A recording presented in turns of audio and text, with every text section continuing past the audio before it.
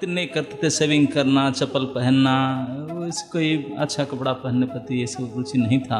और उनके ही निष्ठा और गुण उनके शिष्यों में झलकता है। एक एक श्लोक बोलते थे, उनका सारे श्लोक ही याद रह जाता था। जो प्रसंग बोलेंगे, धुआंधार श्लोक बोलेंगे, उसको अर्थ करेंगे।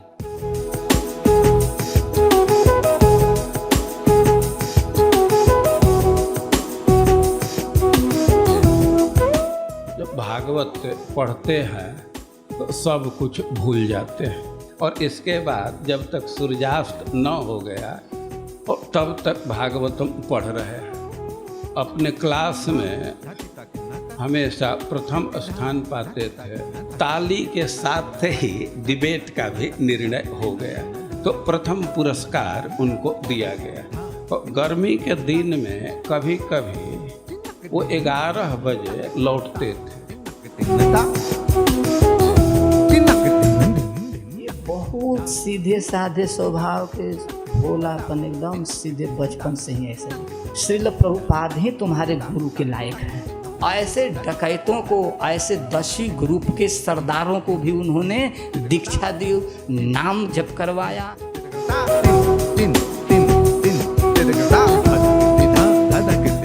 तो जब जाते थे तो महाराज कहते प्रसाद खाए हो, तो उनको देखकर सोचा कि ये लड़का क्या बोलेगा, तो साइकिल पर बैठा करके ले गए।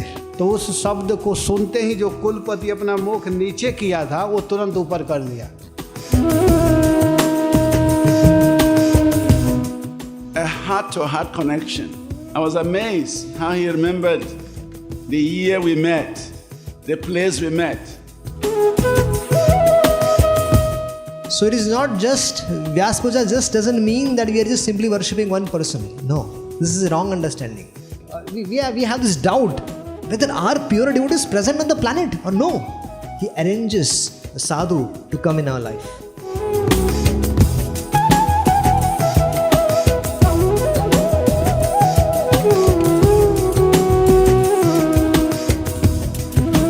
गुरवे गौरचंद्राय राधिकाय तदालय कृष्णाय कृष्ण भक्ताय तद्भक्ताय नमो नमः। वाञ्छाकल्पतरुभ्यश्च कृपा सिन्धुभ्येव च पतितानां पावनेभ्यो वैष्णवेभ्यो नमो नमः। आज एक विशेष शुभ दिन है। जगत के नाथ भगवान जगन्नाथ के पवित्र घोष यात्रा महोत्सव है। भगवान श्री चैतन्य महाप्रभु के सचिव स्वरूप दामोदर का भी दिन है, और उसके साथ साथ विशेष करके हम जैसे लोगों के लिए इस्कॉन में परम पूज्य श्री श्री राधा गोविंद देव महाराज के शुभ आविर्भाव तिथि भी है। तो ये दिन अपने आप में शुभ दिन है। इस दिन को जो प्राप्त करते हैं वो कोई साधारण पुरुष तो होंगे ही नहीं। तो महाराज का जैसा अभी हमने हर साल सुनते भी हैं, आज भी अभी मंदिर में उत्सव हो रहा था, वहीं से हम लोग इधर आए। वहाँ भी कई वरिष्ठ भक्तों ने महाराज के बारे में बता रहे थे कि बाल्यकाल से उनका रुझाव भगवान के प्रति था, वैराग्य भावना था, सरल जीवन यापन था। कई कहते थे कि महाराज खातिर नहीं करते थे सेविंग करना, चप्पल पहनना, कोई अच्छा कपड़ा पहनने प्रति ये सब रुचि नहीं था। साधु जी करे गांव में उनको बोलते थे। यद्यपि उनका पहले का नाम था शुभ नारायण सिंह, लेकिन प्राय उनके क्षेत्र में उनको साधु जी कहते हैं कि साधु के स्वभाव था जन्म से, और ग्रामीण क्षेत्र से थे। आज तक महाराज के अंदर वो स्वभाव, जो ग्राम में है, ग्राम का है तो गांव का है ही। कई बार महाराज भागवत कथा में यहाँ करते थे, मैं कैसे समझाऊंगा, ये तो गांव के लोग ही समझ सकते हैं भागवत, क्योंकि ऐसे ऐसे शब्द के इस्तेमाल सुखदेव गोस्वामी भागवत में किए हैं जो आधुनिक समाज में लोग समझे ही नहीं, जान ही नहीं सकते। वो सब ग्रामीण क्षेत्र के शब्द है जो गाँव में रहे वही समझ सकते हैं। तो जो भी हो, भगवान की कृपा, असीम कृपा से महाराज जी का जन्म से ही कृष्ण के प्रति अटूट श्रद्धा, विश्वास, आस्था था। भगवान राम का भी कुछ कमी नहीं आस्था था भगवान राम के ऊपर। रामचरितमानस में भी परम मर्मज्ञ हैं, लेकिन विशेष करके भागवत के प्रति उनका बहुत ही अवदान है। और मैं तो यहाँ तक कहना चाहूँगा कि हमारे अंतर्राष्ट्रीय कृष्ण भावनामृत संस्था में यद्यपि भक्ति वेदांत स्वामी प्रभुपाद जी ने भागवत के परम रसिक थे, उन्होंने उनको अंग्रेजी भाषा में अनुवाद करके और उसके बाद में 80 विश्व के अनेक अनेक श्रेष्ठ भाषा में अनुवादित किए, पूरे विश्व में कृष्ण के और भागवत को प्रचार किए। तो उनके कृपाधन्य श्री श्री राधा गोविंद स्वामी गोस्वामी महाराज ने हमारे संस्था में, और जहाँ तहाँ बाहर की बात मैं इतना नहीं जानता हूँ, जैसे रूपचरण प्रभु कहते हैं, क्योंकि मैं शुरू से रहा संस्था के अंदर, कम ही बाहर जा पाया हूँ। और जब कभी गया हूँ तो महाराज के साथ ही गया हूँ। जो नाम सो ले रहे थे, पहाड़ में जाना, खड़ी हाँ, भगवानपुर, कुकुड़ा, ये सब जगह महाराज के साथ ही मैंने जाने का सौभाग्य प्राप्त था। कई बार तो महाराज हमारा साथ में ही मायापुर गए और आए भी, हमारा साथ रहा भी करते थे, उनका साथ ही रहने का सौभाग्य प्राप्त हुआ था जब महाराज तभी संन्यास नहीं लिए थे। तो हमारे संस्था में अगर कहा जाए भागवत के रसिक, भागवत कथा के प्रवर्तन, और ये भागवत में जो निष्ठा, वो एकमात्र महाराज श्री में है, और उनके ही निष्ठा और गुण उनके शिष्यों में झलकता है। भागवती निष्ठा वो उनके शिक्षा के आधार पर आता है, ये उनकी विशेषता है, जिससे वो कृपा करते हैं, जिसको उसके अंदर भी यही गुण देते हैं कि भागवत के प्रति उनके निष्ठा रहे, रुचि रहे। तो महाराज का जीवन अति सरल है, पूर्ण कृष्ण और भागवत के ऊपर आधारित है। जब प्रभुपाद जी के प्रति समर्पित हुए तो फिर प्रभुपाद जी के प्रति समर्पित हुए, संस्था के प्रति समर्पित हुए, और जब उन्होंने समर्थ थे, स्वास्थ्यवान थे, तो प्रसिद्ध थे पूरे हमारे संस्था में भागवत की चर्चा, भागवत की कथा। मैं तो कभी सुना नहीं महाराज पूर्ण भागवत कहें, एक एक प्रसंग लेकर के कहते थे, एक एक श्लोक बोलते थे, उनका सारे श्लोक ही याद रह जाता था। जो प्रसंग बोलेंगे, धुआंधार श्लोक बोलेंगे, उसको अर्थ करेंगे, पहले से वो प्रिपेयर रहते थे। और कोई कोई अगर बोलता था कि ये तो थोड़ा यही कहे, ये प्रसंग तो नहीं हुआ, रुक्मिणी हरण हुआ नहीं, ये तो हुआ नहीं ये प्रसंग, तो कई एक बार मैं सुना हूँ, क्वचित महाराज ने पूरे प्रथम स्कंद के प्रथम अध्याय से लेकर के 12 स्कंद के 12 अध्याय पर्यंत और सारे सूचीपत्र तरह कंटेंट्स की तरफ बोल देते थे सारे भागवत। 335 अध्याय का जो सर बोल देते थे, बोले ये हो गया भागवत, आधा घंटा में पूरा भागवत कर लिया, और क्या यही तो है। लेकिन अगर भागवत को सुनना है तो फिर इस प्रकार के एक एक प्रासंगिक प्रसंग ले करके उसी से 7 दिन कथा करते थे। और उनका ये एक विशेष अभिनव स्टाइल था भगवान महाराज जी के, उनके तरीका है। तो ऐसे जैसे आप जानते हैं, ऐसे ऐसे महापुरुष के बारे में जितने कहेंगे इतना कमी है। वैष्णव बर गुणगान करिले जीवर त्राण, हमारा कोई क्षमता नहीं है महाराज जी के बारे में गुणगान करने के लिए, लेकिन गुणगान करने से हमारा शुद्धिकरण होगा। इस लोभ में हम कोई बोलने से हम थोड़ा 2 लाइन कहने के लिए प्रयास करते हैं कि अपना प्यूरिफिकेशन के लिए। तो मैं ज़्यादा आप लोग का समय नहीं लूँगा आज इस पवित्र तिथि में। और ऐसे महान भागवती पुरुष जिनका शुभ आविर्भाव है, और उनके आविर्भाव तिथि में उनके श्री चरण में हम ये श्रद्धांजलि ज्ञापन करना चाहेंगे कि जिस प्रकार उनके पूर्ण आत्मविश्वास कृष्ण के प्रति है, निर्भरता कृष्ण के प्रति है, पूर्ण समर्पण कृष्ण के प्रति है, और श्रीमद् भागवत जो अभिन्न कृष्ण है, कृष्ण परिवर्तित रूप है, उनके प्रति भी जितनी प्रगाढ़ निष्ठा है, संस्था हो, गुरु वर्यों के प्रति जैसे श्रद्धा है, उसका अगर 1 करोड़ों हिस्सा की एक हिस्सा हमको कृपा करके उनके कृपा से प्राप्त हो जाए तो हमारा ऐसे मूढ़ जीवन भी सफल हो जाए, सार्थक हो जाए। श्री श्री परम पूज्य राधा गोविंद गोस्वामी महाराज की, समवेत भक्त वृंद की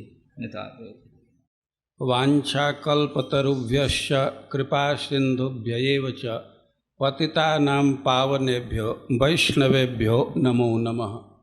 जय श्री कृष्ण चैतन्य प्रभु नित्यानंद श्री अद्वैत गदाधर श्रीवासादि गौर भक्त वृंद।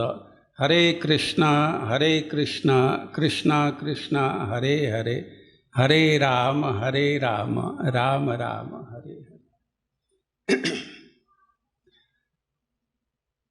बहुत दिन के बाद सुयोग जुटा इस भागवत विद्यालय में पहुंचने का। वैष्णव महाराज के आश्रय से भागवत महाविद्यालय में आ गए और यहाँ कुछ बोलने में संकोच भी है। हमारे सब एग्जामिनर यहीं बैठे हुए हैं, परम पूज्य श्रीवास दास जी और श्री श्री शंकरषण निताई जी ये सब हमारे एग्जामिनर हैं, ब्रज सुंदर। वैसे हमको पास कर चुके हैं बहुत भय नहीं है। देखिए आप लोग आज बहुत ही सुंदर आयोजन कर रहे हैं। भगवान जगन्नाथ जी का रथ यात्रा है और परम पूज्य राधा गोविंद दास गोस्वामी महाराज का आविर्भाव तिथि है। और जैसा आप परम पूज्य वैष्णव महाराज से सुने कि महाराज के भागवत में रुचि है, हम लोग तो प्रकट देखे हैं कि महाराज जब भागवत पढ़ते हैं तो सब कुछ भूल जाते हैं। मैं 1-2 दिन की बात नहीं कह रहा हूँ। जब यहाँ वृंदावन से और गुड़ुरा जाते थे उस सेंटर में, तो जाड़ा के दिन में कई एक दिन में देखा हूँ, सुबह मंगला आरती के बाद कुछ टहल करके जप करके आ करके छत पर बैठे और भागवत पढ़ रहे हैं तो प्रसाद का समय हुआ तो वहीं प्रसाद लोग देते थे, तो इतना ही अंतर होता था कि मुंह वो उत्तर के तरफ करके पढ़ रहे हैं तो पश्चिम के पूरब के तरफ मुंह करके भोजन कर लेते थे। और इसके बाद जब तक सूर्यास्त न हो गया और तब तक भागवतम पढ़ रहे हैं। और यह उस व्यक्ति का कृत्य है, आचरण है जो व्यक्ति अति मेधावी है शुरू से ही। महाराज श्री के स्कूल के जीवन को आप देखेंगे तो अतिशय प्रतिभाशाली व्यक्ति थे। अपने क्लास में हमेशा प्रथम स्थान पाते थे और उनकी प्रतिभा का तब प्रकाश हुआ जब जिला स्तर पर एक डिबेट का वाद विवाद प्रतियोगिता का आयोजन किया गया था। उसी स्कूल में जिस स्कूल से बाद में परम पूज्य गौर कृष्ण जी पढ़ाई किए, तो वहाँ टॉपिक का विषय था कि सूरदास और तुलसीदास। तो अलग अलग लोग विचार कर रहे थे।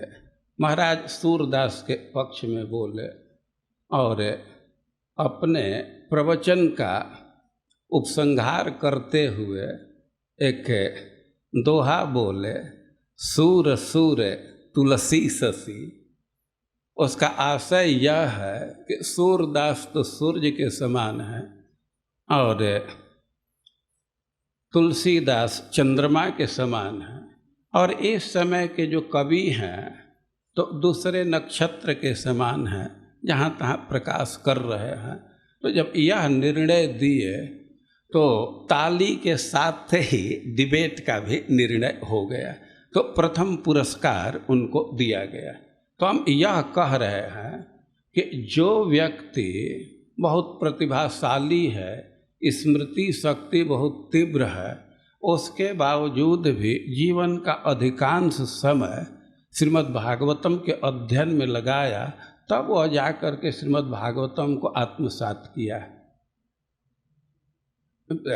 हम बहुत समय नहीं लेना चाहते हैं, लेकिन महाराज के भागवतम में क्या रुचि थी एक दो उदाहरण से समझ सकते हैं।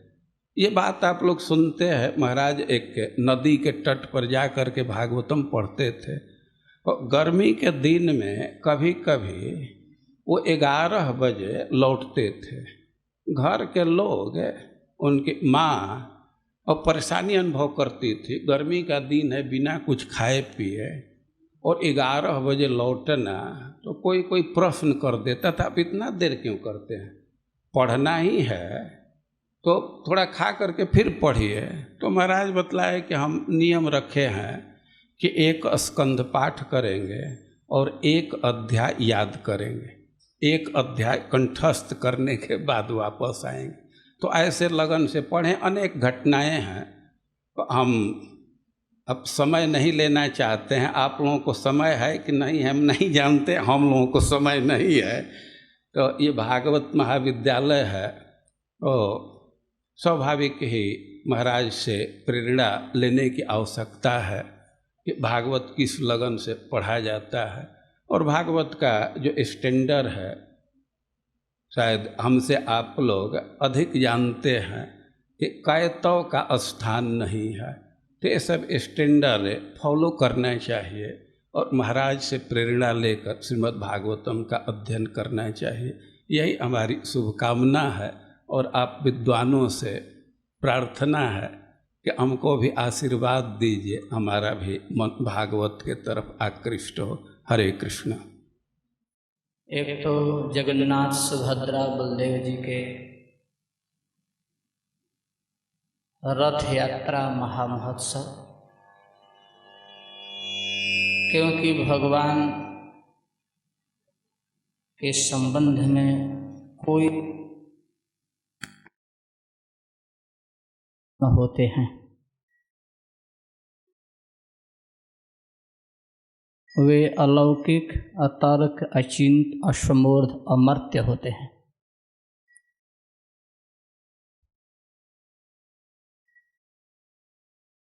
जैसे यह महत्वपूर्ण है, वैसे ही दूसरा पक्ष है भगवान के जनों का इस जगती तल पर आना।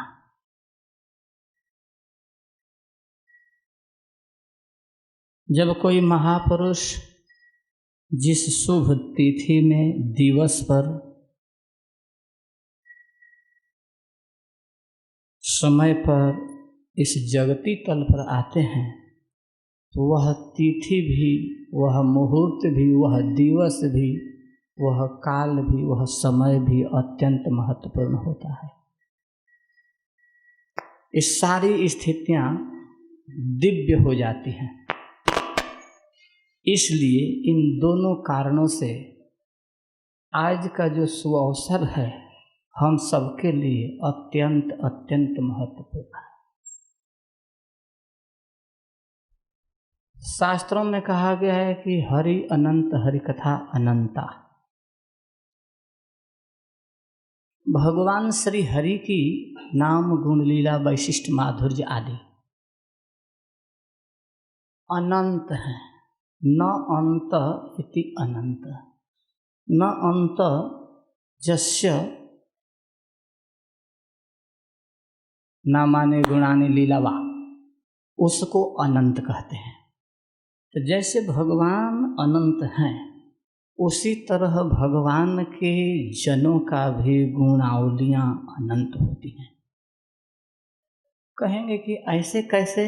प्रमाण स्वरूप महापुरुष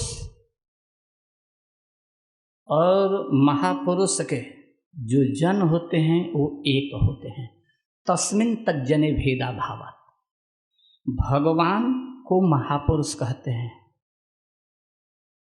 और भगवान के जो जन होते हैं उनको भी महापुरुष ही कहते हैं।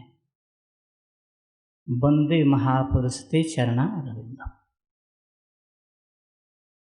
तो भक्ति नारद सूत्रम के अनुसार तस्मिन् तज्जनी भेदाभावत के आधार पर ये दोनों वाक्य एक हैं, इनमें कोई भेद नहीं है। लेकिन ऐसे महापुरुष प्राप्त हो जाते हैं फिर भी हमको समझ में आते नहीं हैं, क्योंकि दुर्लभो अगम्यो अमोघस्य। भक्ति नारद सूत्र में ही नारद जी कहते हैं कि वो महापुरुष एक तो दुर्लभ होते हैं और दुर्लभ होते हुए यदि प्राप्त हो गए तो अगम्य, न गम्य इति अगम्य, आने वो समझ में ही नहीं आते हैं कि ये महापुरुष हैं या कोई साधारण पुरुष, इसलिए वो अगम्य है।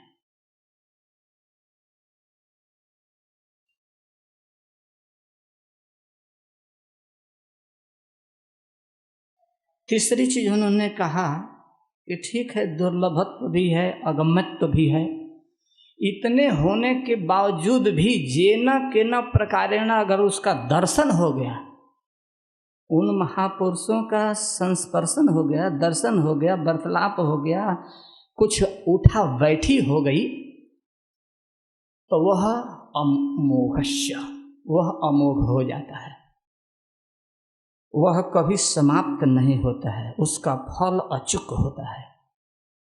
संसार में जितने भी फल हैं वो नष्ट भ्रष्ट हो जाते हैं, लेकिन जो महापुरुषों का मिलन है, दर्शन है, वार्तालाप है, संलाप है, वह अमोघ है, वो कभी निष्फल नहीं होता है। ऐसा आज हम सब सुअवसर प्राप्त किए हुए हैं, इसलिए अत्यंत अत्यंत सौभाग्यशाली हैं। श्रेयस की बात कही जाए तो राय रामानंद महाशय से महाप्रभु श्री चैतन्य देव कहते हैं, श्रेय मध्य कौन श्रेय है बोलता। तो श्रेय में सर्वश्रेष्ठ श्रेय क्या है? भक्त संग बिना श्रेय नहीं। तो यह जो आज हम लोगों को इस तरह का समागम सुअवसर प्राप्त हुआ है, यह अत्यंत अत्यंत सौभाग्य का सूचक है, बोधक है, ज्ञापक है, परिचायक।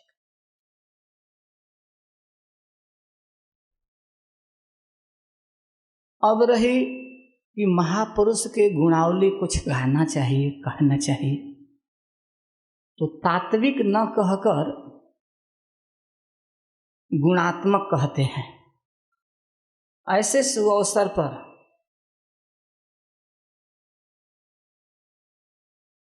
हम कहना चाहेंगे कि संपूर्ण विश्व में भक्ति के प्रचार करने वाले भक्ति वेदांत स्वामी श्रील प्रभुपाद जी महाराज,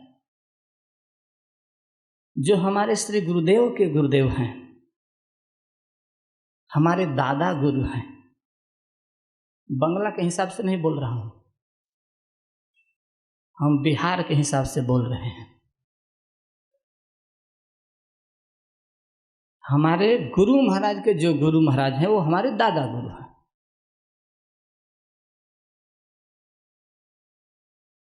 इन महापुरुष ने ऐसी भक्ति के वृक्ष लगाई, ऐसा बीजारोपण किया कि संपूर्ण विश्व में अनेकों अनेकों बाग लगाए और उन बागों में से अनेकों अनेकों महापुरुष हुए और उन सब की अलग अलग अपनी विशेषताएं हैं। जैसे कुछ नाम रख देते हैं। श्रील जयपताका महाराज बंगाल में एक ऐसे महापुरुष हैं कि उनकी अद्वितीय छवि है।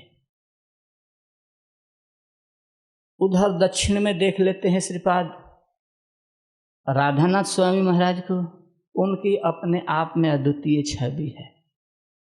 महाराष्ट्र में और चलते हैं, तुकाराम स्वरूप श्री लोकनाथ गोस्वामी महाराज अपने आप में अद्वितीय महापुरुष हैं। और आते हैं इधर दिल्ली में, जो हमारे प्रसिद्ध श्री श्री गोपाल कृष्ण गोस्वामी महाराज हैं, उन्होंने अपने आप में अद्वितीय एक महापुरुष हैं। ऐसे अनेकों महापुरुष हैं जिनका हम नाम क्रमशः नहीं ले पाएंगे, लेकिन ये सभी महापुरुष अपने अपने जगह पर अप्रतिम हैं, अप्रतिम महिमा वाले हैं। उसी कड़ी में अपने श्री गुरुदेव भी आते हैं। इनकी भी एक जो अप्रतिम छवि है, आहा क्या कहना है। इनकी बाल काल से ही देखें तो अप्रतिम है, क्योंकि भोजपुरी में कहावत है कि होनहार बिरवे के होते लह लह चिकने पात। जो होनहार कोई पौधा होती है तो बचपन से ही दिखने लगती है कि ये कितना सुंदर है, कितनी हरी भरी है, कितनी मजबूती है इसमें। अन्य ओजस्विता, मनस्विता, तेजस्विता, प्रगल्भता, इन सारे लक्षणों को देख सकते हैं। अन्य सारे लक्षणें दृष्टिगोचर होने लगती हैं। तो महाराज श्री भी उसी में से एक महापुरुष हैं। जब ये बाल काल में अपने घर पर रहते थे तो इनका एक समंत परिवार में जन्म हुआ, बड़े धनी मनी घर में जन्म हुआ। इनके पिताजी 2 भाई हैं। इनके पिताजी का नाम है श्री देवन सिंह और इनके चाचा का नाम था श्री रूपू सिंह। इनके चाचा के देह से 3 पुत्र और देवन सिंह महाराज श्री के पिता के देह से 5 पुत्र और 4 लड़के।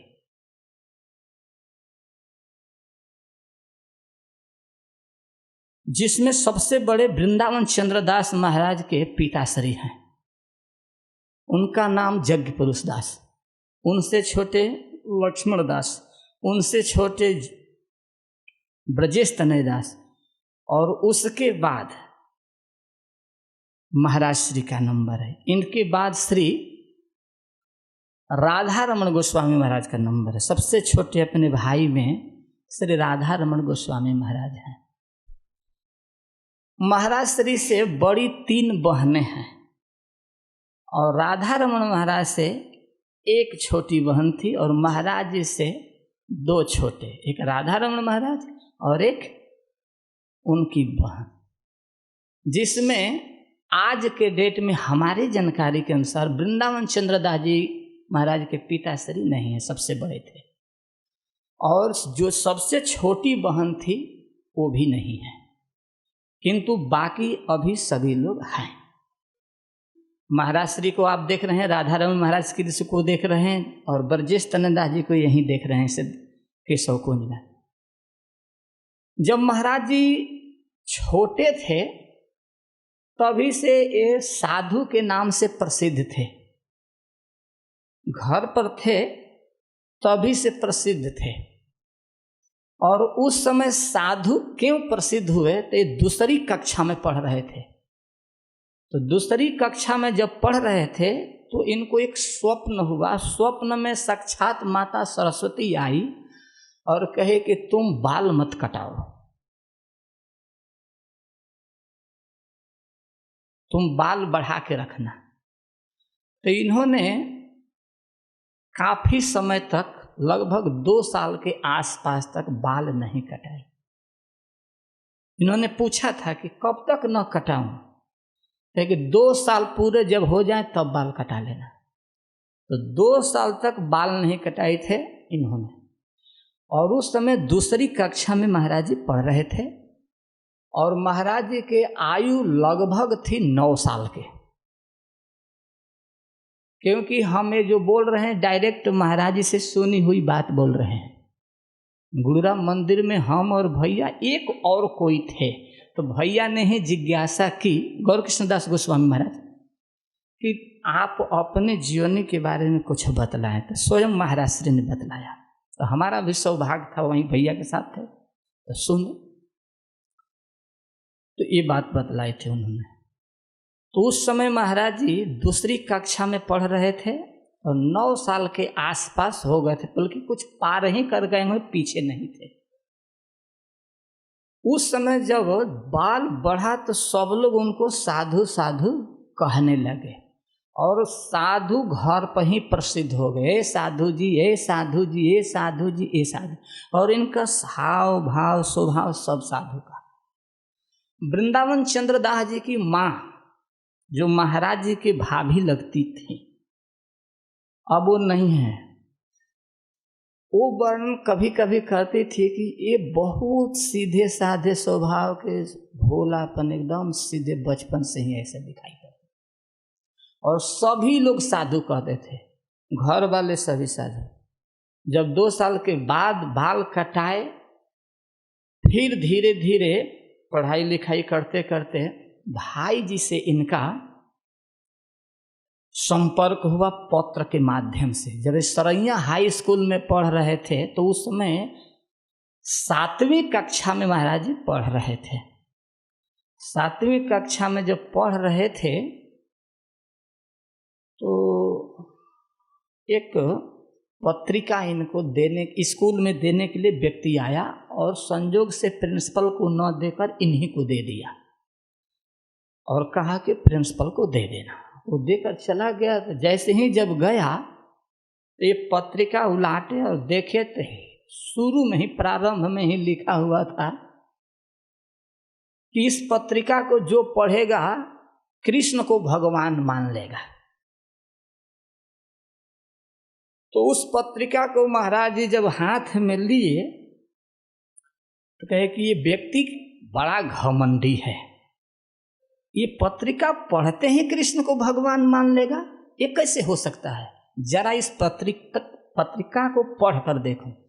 तो प्रिंसिपल को देने से पहले चैलेंज के मूड में महाराज जी ने पढ़ना प्रारंभ किया और जब बैठे पढ़ना चालू किए तो पूरा पत्रिका पढ़ लिए और पढ़ने के बाद निर्णय लिए कि जिस महापुरुष ने लिखा है वो ठीक लिखा है।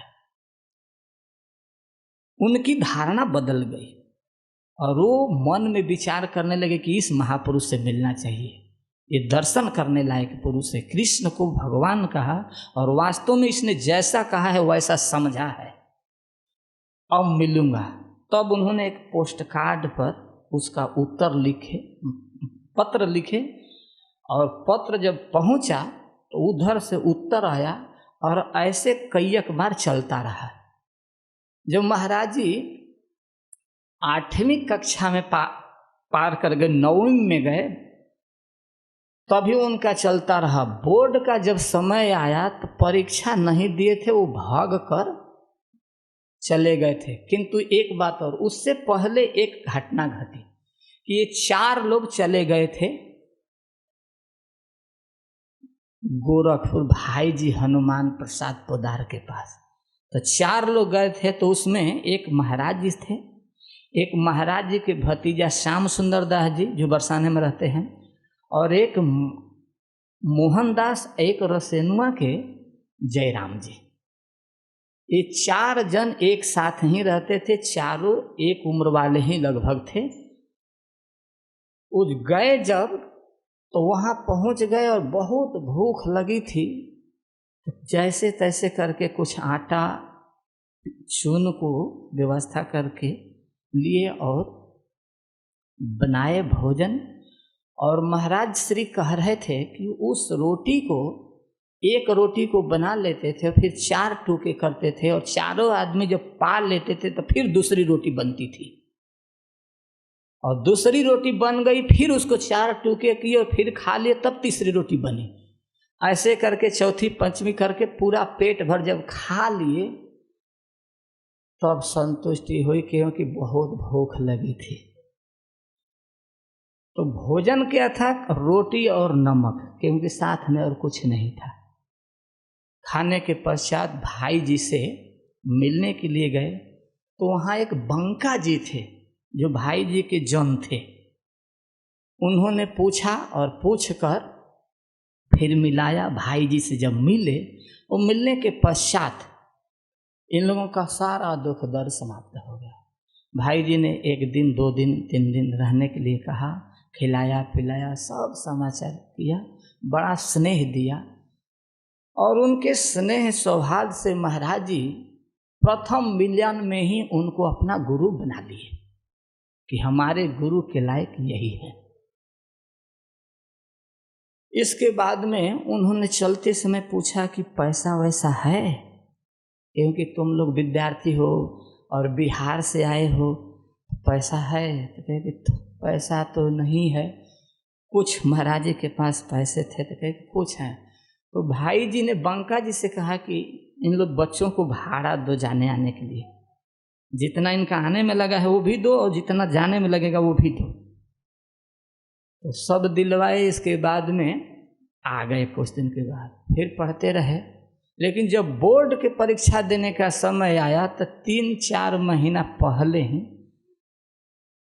मैंने 5-6 महीना पहले ही महाराज जी भाग कर फिर चले गए भाई जी के पास, और वहाँ जाके लगातार 6 महीना रह गए। और जब कुछ ही समय थे तब भाई जी कहे कि शुभ नारायण, इनका घर का नाम था शुभ नारायण, शुभ नारायण तुम तो अभी परीक्षा नहीं दिए हो, परीक्षा का टाइम आ गया, जाओ परीक्षा देकर आ जाओ। इसके बाद में वो परीक्षा देने आए, किंतु उन्होंने कहा कि पिताजी, पिताजी ही कहते थे, सब लोग पिताजी कहते थे, क्योंकि भाई जी की एक बेटी थी तो पिताजी पिताजी कहती थी, तो ये भी पिताजी पिताजी ही कहते थे। पिताजी अब तो टाइम नहीं है, हम क्या जाकर करेंगे? तो भाई जी ने कहा कि नहीं, आप जाओ, मैं कह रहा हूँ आपका काम हो जाएगा, जाओ। तो जैसे ही आए तो इनका एक बहुत प्रिय शिक्षक थे महाराज श्री के, जो इनसे बहुत प्यार करते थे। वो क्षत्रिय थे या राय थे, इसमें थोड़ा सा इधर उधर हो सकता है। तो उन्होंने कहा कि शुभ नारायण तो आ गए, बहुत अच्छा किए, तुम्हारे लिए मैं एक पेपर रखा हूँ, क्या कहते हैं उसको, पेपर कॉपी रखा हूँ, तो इसको लो या फॉर्म भरो। तो उन्होंने लिया और भरा, परीक्षा दिया और फर्स्ट क्लास से पास। जाको राखे साइया मार सके न को, वही बात है। कुछ भी लिखे, फर्स्ट क्लास से पास। फिर पास होने के बाद में फिर उधर ही गए। इसके बाद में जब उनका वहाँ आना जाना चालू हुआ तो भजन क्या करते थे, राधे राधे राधे राधे राधे राधे का ही कीर्तन होता था। वहाँ एक राधे बाबा हैं, आज भी उनकी समाधि, सिद्ध महापुरुष थे। राधे राधे का कीर्तन गुरुदा में भी होता था, महाराज श्री के जन्मभूमि पर, जहाँ उनका जन्मभूमि है, गुरुदा गांव में। 2 नदियों के बीच में उनका गांव है, और शास्त्रों में वर्णन है कि 2 नदियों के 2 द्वीपों के बीच में जिनका जन्म होता है, बहुत बड़े उद्भट विद्वान महापुरुष ही होते हैं। तो 2 नदियों के बीच में इनका गांव है, तट पर है। ये महापुरुष राधे राधे नाम का कीर्तन करते थे। जब बहुत बार आना जाना हुआ तो एक दिन भक्ति वेदांत स्वामी के विषय में भाई जी ने बतलाया कि शुभ नारायण तुम महाप्रभु के जन हो, क्योंकि तुम बहुत चैतन्य चरितामृत पढ़ते हो। तुम्हारे ग्रंथों के अध्ययन से और तुम्हारे हाव भाव आकार प्रकार को देखने से यह पता चल रहा है कि तुम महाप्रभु के जन हो।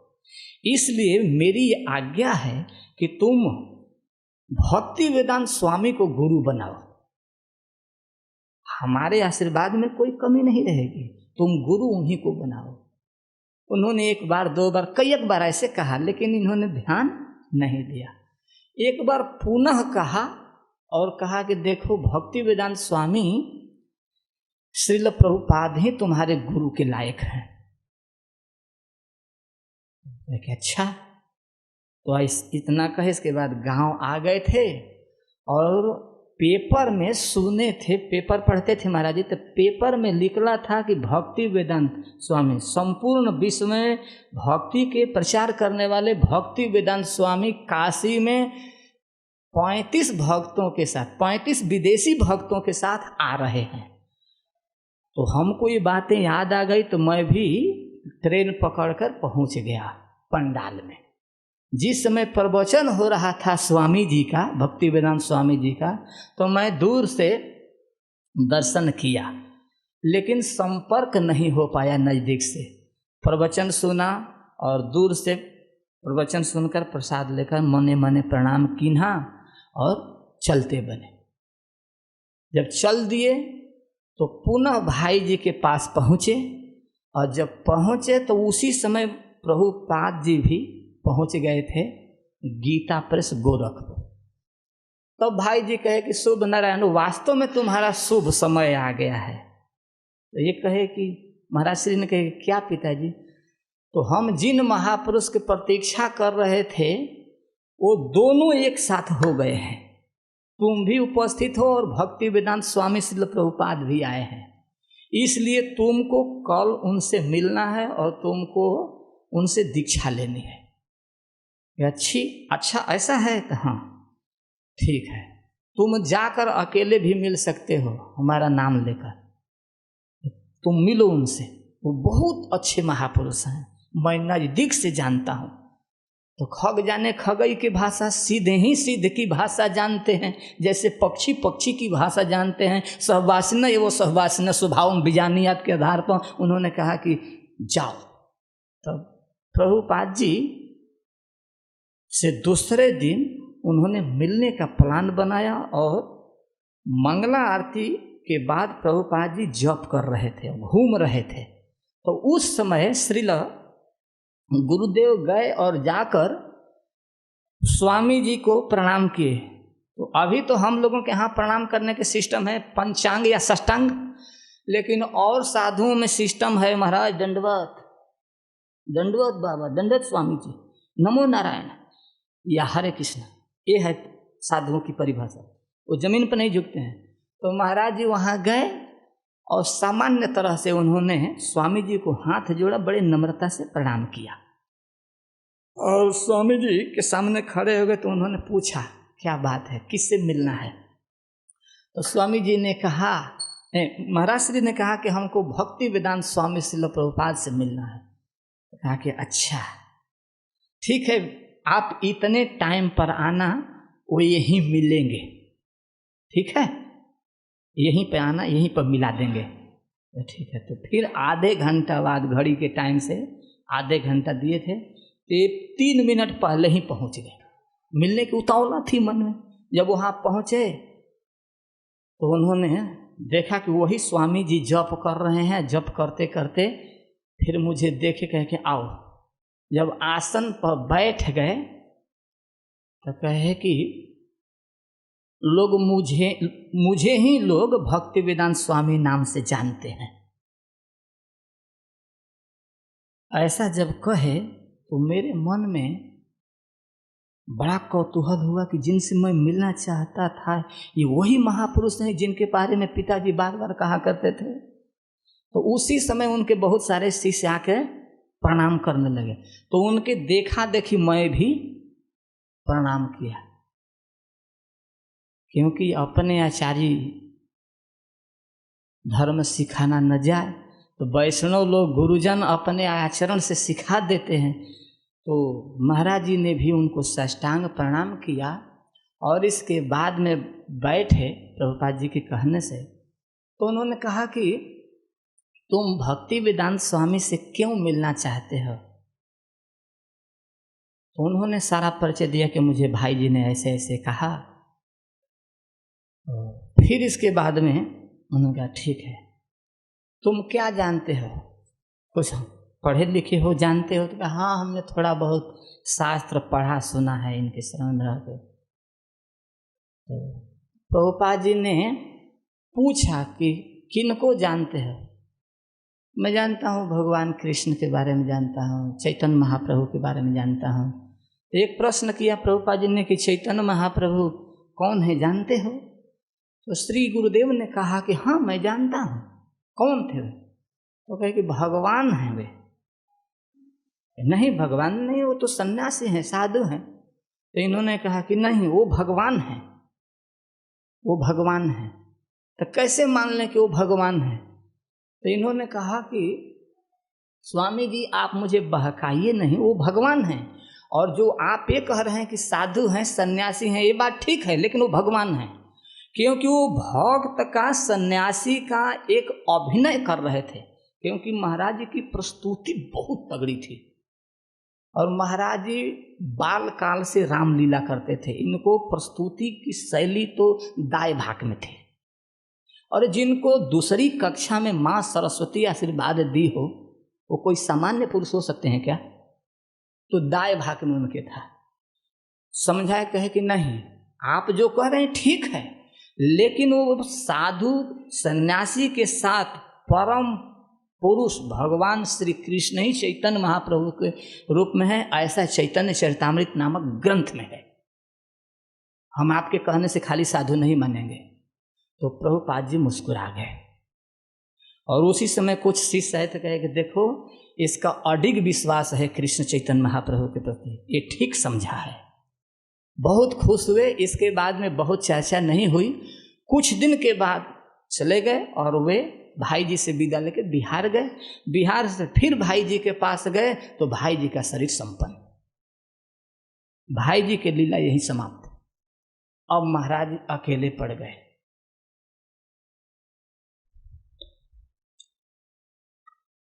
तो भाई जी की बात उन्हें याद आ रही थी, तो उन्होंने कहा कि भाई जी तो हमको प्रभुपाद जी के चरण में समर्पित किया ही है, अब वृंदावन की रास्ता देखे। जब वृंदावन आए तो मिले तो सबसे पहले भक्ति चारू महाराज से मिले। भक्ति चारू महाराज उस समय प्रभुपाद जी के सेवा में थे और श्री तमाल कृष्ण महाराज सेवा में थे। तो तमाल कृष्ण महाराज के बारे में कि वो बड़ा कड़क स्वभाव के थे, वो मिलने नहीं देते थे। लेकिन भक्ति चारू महाराज बड़ा मुलायम स्वभाव के थे। वो हमको धीरे से मिलने के अवसर दे दिए और मिला भी दिए। सारी बातें हुई। प्रभुपाद जी को थोड़ी सी बात हमने बतलाई, तुरंत समझ गए। और इसके बाद उन्होंने कहा कि ठीक से भजन साधन करना। और कुछ ही दिन के बाद उनको विदेश जाना था। पूर्व वाली सारी बातें स्मरण हो आई प्रभुपाद जी को कि वहाँ मिले थे, वहाँ मिला था, सारी बातें जोड़ दिए। और भाई जी का जन्म है शुभ नारायण, तो कहना ही क्या है। तो दीक्षा होने वाली थी। इसके बाद दीक्षा हो रही थी तो उसमें बड़ा कड़क नियम था। तो भक्ति चारू महाराज से इन्होंने कहा कि जब दीक्षा हो ही रही तो हमारी भी दीक्षा करा दीजिए। उस समय उन्होंने कहा कि इतनी जल्दी दीक्षा नहीं होती है शुभ नारायण, प्रभुपाद जी से फिर भी तुम्हारी बात मैं कहूँगा। तो प्रभुपाद जी कहे, प्रभुपाद जी सुने और सुनकर कहे कि बात तो सही है तुम्हारी कि इतनी जल्दी नहीं होती है, लेकिन वो भाई जी का जन्म है, इसलिए शुभ नारायण को बैठा दो, इसी में उसकी भी दीक्षा हो जाएगी। तो उस समय हमने जो श्रुत ज्ञान के आधार पर पाया है, 3 लोगों की दीक्षा हुई थी। एक कोई माता जी थी और एक और कोई थे जिनका नाम दधिभक्ष नाम है, दधिभक्ष प्रभु, और एक श्री महाराज जी का। इन 3 महाजनों की दीक्षा हुई रामनवमी के शुभ तिथि में। और इसके बाद में प्रभुपाद जी दीक्षा देकर विदेश चले गए। जब वहाँ से आए तो दीक्षा होने के पश्चात ही सबको आश्चर्य हुआ कि इतने कम दिन में इसको इतनी जल्दी दीक्षा। एक तो चर्चा का विषय बन गया।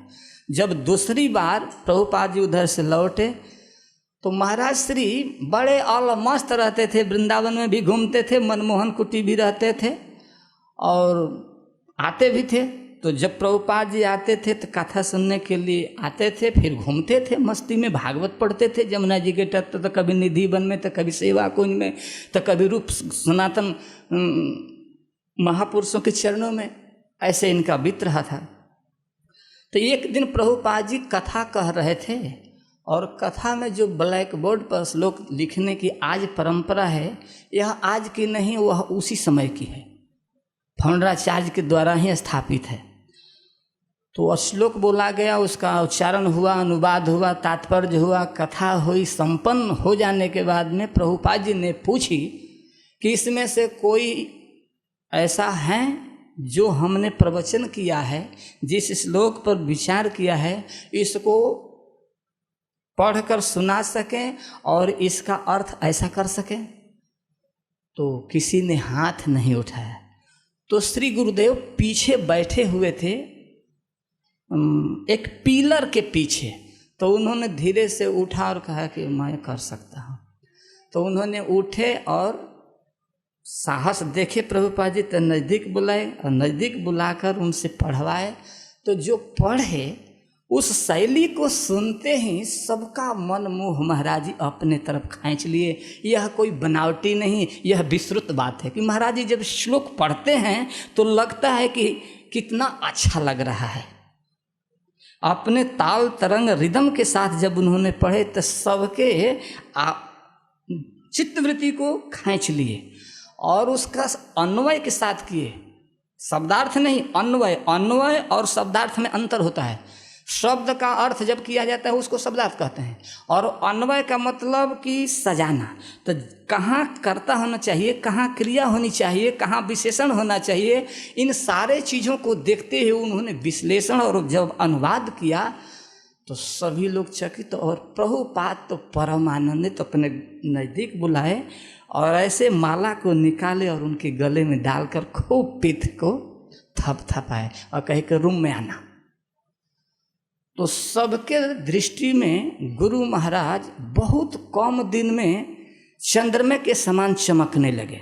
चक चक चक चक चकाचक, पूर्णिमा के चांदनी जैसी उनकी छटा फैल गई, उनकी ज्योत्सना फैल गई, उनका प्रकाश फैल गया।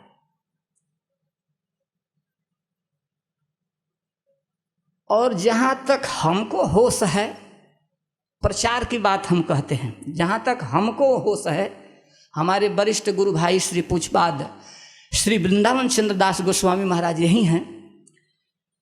इन्होंने तो बहुत सुना है, इन्होंने तो कैयक कैयक सौभाग्य प्राप्त किए हैं, इनके मुखारबिंद से सुनेंगे ही।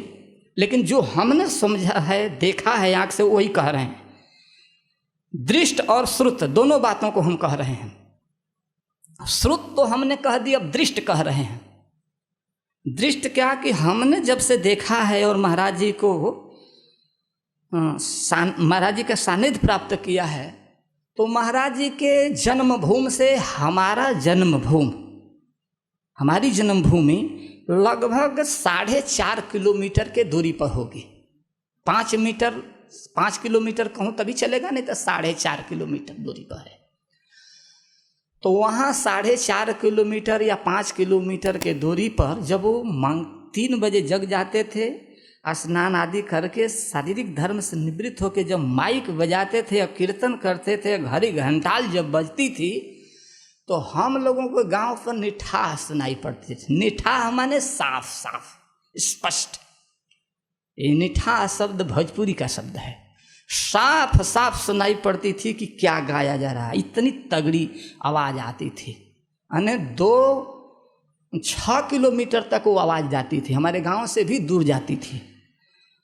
और वहाँ से चलकर मंगला आरती करके कुछ भक्तों के साथ मृदंग बजाते हुए, कीर्तन करते हुए 10-15 गांव को कीर्तन करते हुए, और सूर्योदय होने से पहले ही वे अपने गांव को लौट जाते थे। जब इतना भक्तों के साथ जब वो कीर्तन करते हुए आते थे तो इतना सुंदर वो मृदंग की आवाज़ लगती थी कि हम लोग छोटे छोटे थे, वो जाड़े के दिन में सोए रहते थे। निकलने का मन नहीं होता था रजाई में से, गुदड़ी में से, लेकिन वास्तव में मैं हकीकत कहता हूँ कि मन उसी में नाचता था। गुदड़ी के भीतर ही मन नाचता था, सुन सुन के ये कोई मैं किसी के काल्पनिक सुनी हुई बात नहीं करूं, मैं अपना अनुभव कह रहा हूं कि मन उसी में नाचने लगता था और मन करता था कि इस साधु को देखें कौन गा रहे हैं, कौन बजा रहे हैं इतना मधुर। और तब तक से निकलने से पहले गांव से पार वो केवल प्रभात फेरी करते थे, कीर्तन करते थे। ऐसे करते करते कई गांवों को छूते थे और उसी तरह के प्रचार करने वालों में से कई गांवों से भक्त बनाए, जिसमें सर्वप्रथम खरडीहा को गढ़ बनाए, जहाँ के पूज्यपाद श्री गौर कृष्णदास गोस्वामी महाराज थे। और उस गांव में जब गढ़ बना सबसे प्रथम, तो 1-2 नहीं 35-40 भक्त बने एक ही समय में। और वहाँ से जब प्रचार चालू हुआ तो दूसरा नंबर पर गढ़ बना, हमारे गांव के बगल में है कुकुढ़ा बना। इसके बाद में फिर पहाड़ पर, पहाड़ मतलब समझ रहे हैं ना, जंगल, जहाँ पर भालू भी हैं, सिंह भी हैं, बाघ भी हैं, तेंदुए भी हैं, अनेकों हिंसक पशु हैं। और सबसे ज़्यादा हिंसक पशु कौन है? जो राइफल और बंदूक लेके चलते हैं और किसी को मार देते हैं, वो सबसे ज़्यादा हिंसक हैं। इन सारे लोगों के बीच घूम घूम कर जो उदारता से इन्होंने कीर्तन किया, प्रचार किया, इन सारे रीतियों को देखने से और चैतन्य चरितामृत में महाप्रभु श्री चैतन्य देव के उस झारखंड लीला को पढ़ने से, और जब तुलनात्मक विश्लेषण किया जाता है तो तस्मिन तज्जने भेदा भाव में कोई अंतर नहीं दिखता है मुझको। तो मैं अपनी बात कह रहा हूं, क्योंकि एक नहीं अनेकों गांवों में प्रचार किए और अनेकों लोगों को भक्त बनाए, और साथ ही ऐसे ऐसे लोगों को भक्त बनाए जो आदमी को शूट करते थे, गोली मार देते थे। ऐसे डकैतों को, ऐसे 10 ग्रुप के सरदारों को भी उन्होंने दीक्षा दी, नाम जप करवाया और बंदूक सदा सदा के लिए रखवा दिया। ऐसी इनकी क्षमता रही, ऐसा इनका प्रचार कार्य रहा। और 1-2 कोस नहीं चलते थे, 21-21 किलोमीटर पैदल चलते थे। और प्रचार में स्वयं महाराज जी अपने सिर पर बैटरी रख कर भी चले हैं, अपने कंधे में झोला लटका के चले हैं, अपने सिर पर कंबल तो नहीं मैं देखा हूँ, लेकिन बैटरी को भैया बतलाए थे कि खरडीहा आने में, भगवानपुर से खरडीहा आने में लगभग 6 किलोमीटर होगा, 5 किलो मान लो, 5 किलोमीटर 30 किलो वाले बैटरी को सिर पर रख कर लेकर आए थे प्रचार करने के लिए। अब कितना उनका उत्साह हो सकता है आप अनुमान में लाइए।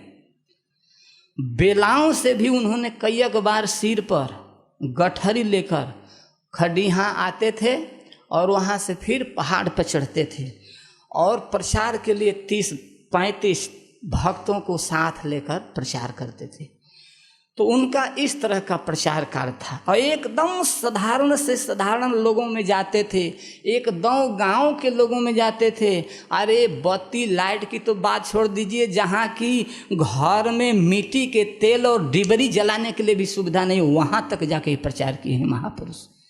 अरे और तो क्या कहें, जो शराब और भात को दाल और सब्जी के तरह मिलाकर खाने वाले हैं, उनको भक्त बनाए और उनकी ऐसी निष्ठा हुई, उनका ऐसा प्रभाव हुआ, नाम जपने का प्रभाव हुआ कि जब वह व्यक्ति जो शराब के बिना नहीं जी सकता है, शराब को दाल और सब्जी जैसा खाता था भात में सान सान कर, वह व्यक्ति शरीर छोड़ने से पहले गुरु महाराज को याद किया, भैया महाराज को याद किया और गिने चुने जिनसे उनका प्रेम संबंध था जैसा उनको याद किया और कहा कि अब मैं शरीर छोड़ूंगा, मेरा प्रणाम मेरे गुरु जी तक पहुंचा देना।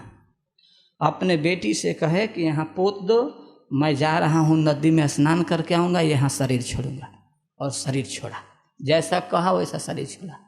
तो महाराज जी एक ऐसे पारसमणि हैं कि पारसमणि तो केवल लोहा को सोना बना के छोड़ देता है, लेकिन ये महापुरुष लोग तो ऐसे हैं कि पारसमणि बना देते हैं किसी भी जीव को।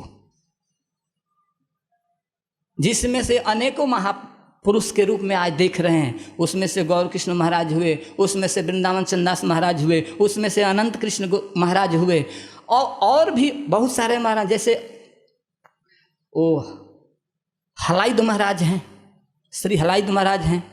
बहुत सारे महापुरुष पारस बन गए, जो कि किसी को भी पारस बनाने की क्षमता रखते हैं।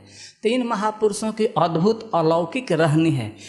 अब रही बात मेधा और क्षमता की, तो सभी लोग जानते हैं उनकी कथा को, उनकी पढ़ने की रुचि को, उनकी प्रस्तुति को, और मिलनसार कितना है, उनका कितना प्रांजल व्यवहार है, कितना सरल व्यवहार है।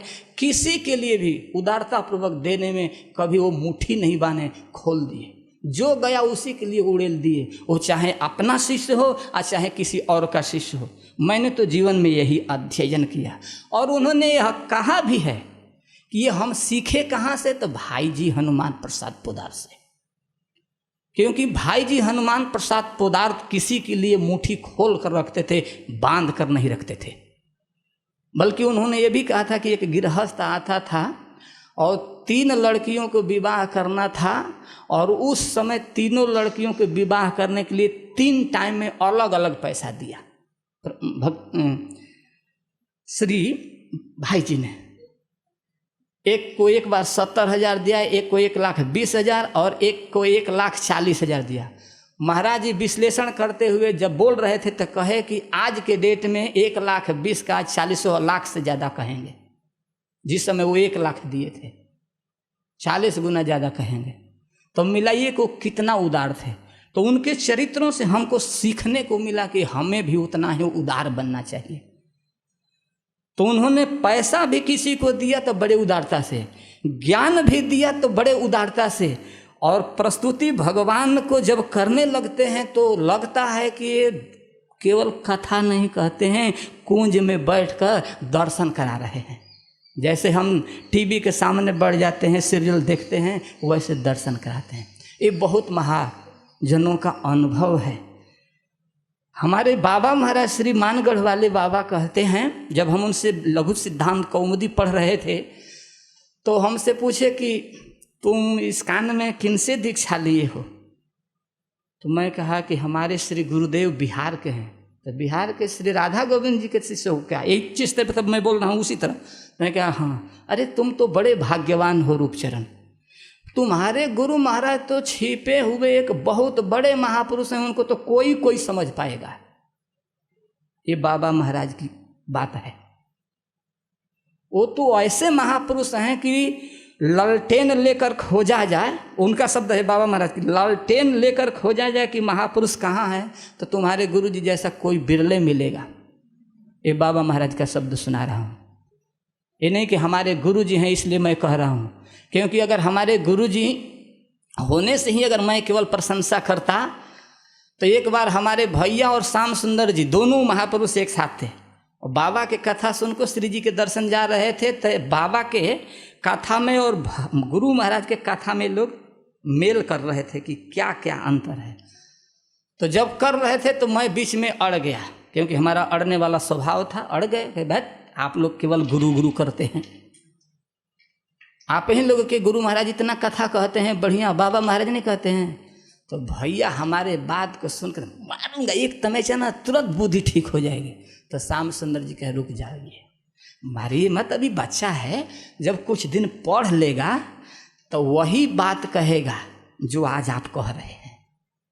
तो मैं हकीकत कह रहा हूँ, जब मैंने व्याकरण पढ़ लिया, वेदांत पढ़ लिया, न्याय पढ़ लिया, बहुत जगह माथा पची कर लिया, तो महाराज जी के सामने ही विवेक विहार में दिल्ली में जब अनुमोदन करने के लिए कहा तो मुझे वही बात दोहरा कर कहनी पड़ी कि मैं आज अपने गलती को क्षमा याचना करते हुए भैया श्री से और श्री श्याम सुंदर प्रभु से भी और महाराज जी के भी चरणों में यही निवेदन करता हूँ कि मुझे क्षमा कर देंगे, मुझे नहीं समझ में आया था।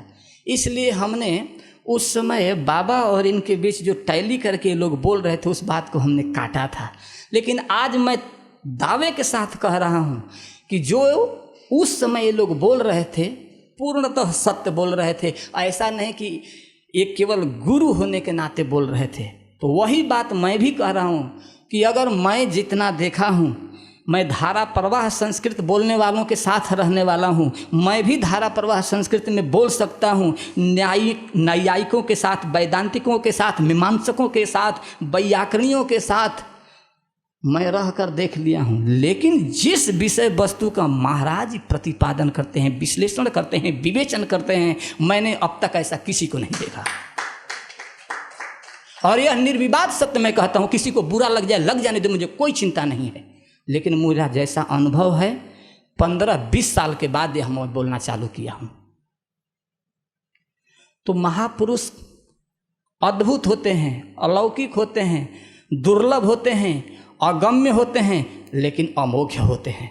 तो ऐसे महापुरुष के विषय में जितना भी कहा जाए कम है।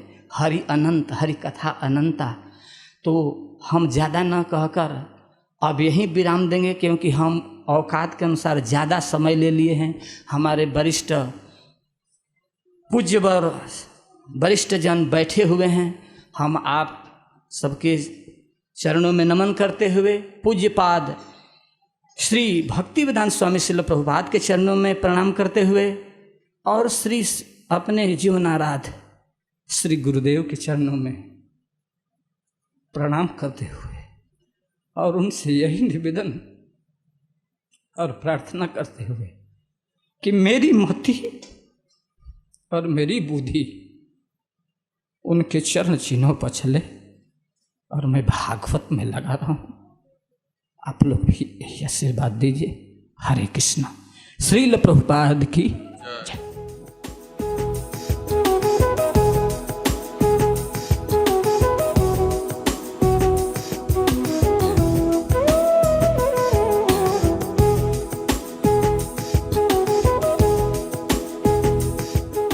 हरे कृष्णा।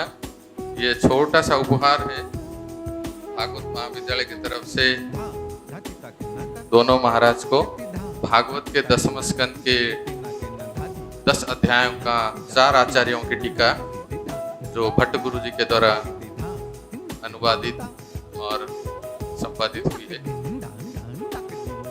हरे कृष्णा। आप सभी लोग अभी सुन रहे थे श्रीमान रूपचरण प्रभु से, परम पूज्य वृंदावन चंद्र दास गोस्वामी महाराज से, परम पूज्य वैष्णव आश्रय महाराज के मुखारविंद से सुने। तो मैं भी वही बोलूँगा जो ये लोग बोले हैं, लेकिन मैं बहुत कम बोलूँगा क्योंकि बहुत भक्तों को बोलना है। अभी वृंदावन चंद्रदास गोस्वामी महाराज बता रहे थे कि महाराज श्री एक बार परम पूज्य गौर कृष्णदास गोस्वामी महाराज बता रहे थे महाराज श्री के विषय में कि मध्य प्रदेश में कथा करने के लिए महाराज श्री गए हुए थे, उसमें भैया भी थे। तो महाराज श्री गौर कृष्णदास गोस्वामी महाराज से कहे कि आप यहीं बैठिए और मैं भागवत पढ़ रहा हूँ, आप सुनते रहिए। तो प्रथम स्कंध से लेकर के और 5 स्कंध तक कंटिन्यू सुनाते रहे बिना भागवत के मुहजवानी। कहने का अर्थ है कि महाराज भागवत को याद भी रखते हैं।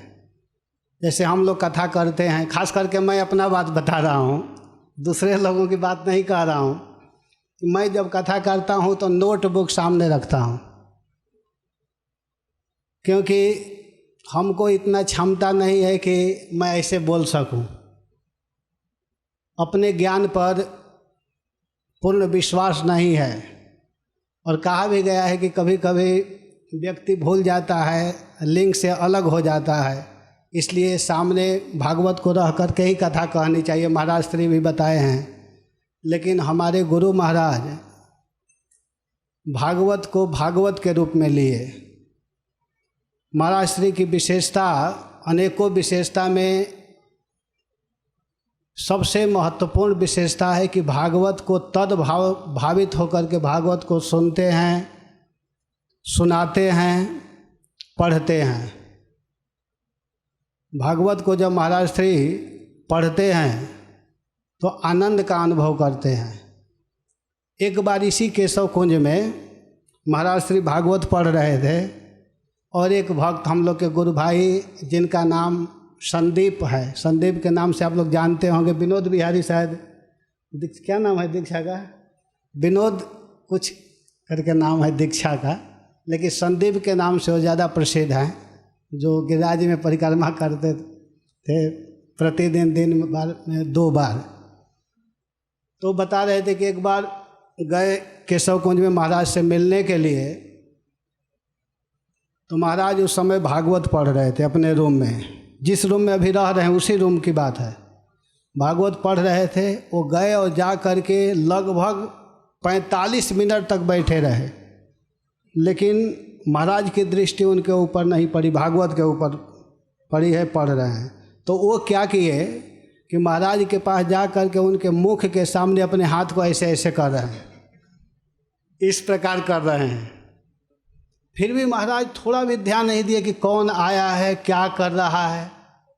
बार बार ऐसे ऐसे जैसे कोई पंखा झलता है, पंखा लेकर के हवा करता है, वैसे ही महाराज के सामने बार बार कर रहे थे।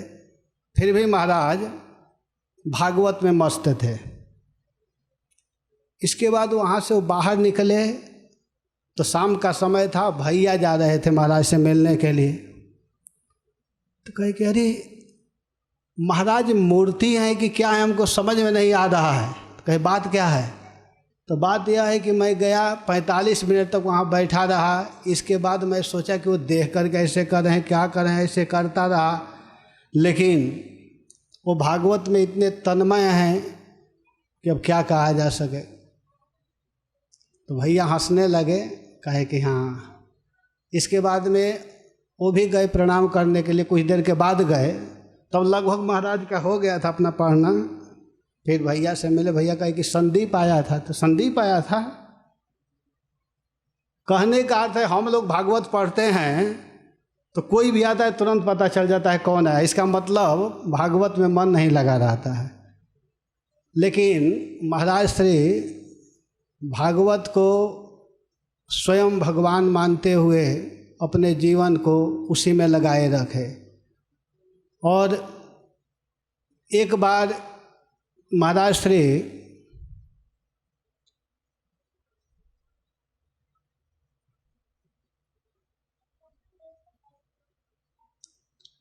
अभिरूप चंद्र प्रभु बताए कि महाराज श्री के साथ में 4 लोग गोरखपुर गए हुए थे। तो जब जा रहे थे रास्ते में, तो उन लोगों के पास में एक स्टोव था, स्टोव, और कुछ आटा लिए हुए थे। तो उन लोगों को भूख लगी, तो अब सोचने लगे कि हम लोग प्रसाद पावें। तो सबको इतना ज़ोर से भूख लगा हुआ था कि सोचे कि कौन पहले खाएगा, भूख तो लगी है सबको। तो महाराज कहे कि इसमें सोचने की क्या ज़रूरत है। प्रसाद बनाते थे, 1 रोटी बनाते थे, पहले 4 टुकड़ा करते थे, और उस चारों एक एक टुकड़ा लेकर के खा लेते थे। फिर खाने के बाद फिर दोबारा दूसरा रोटी बनाते थे, फिर दूसरा रोटी बनाते थे, दूसरा रोटी खाते थे, फिर तीसरा रोटी खाते थे।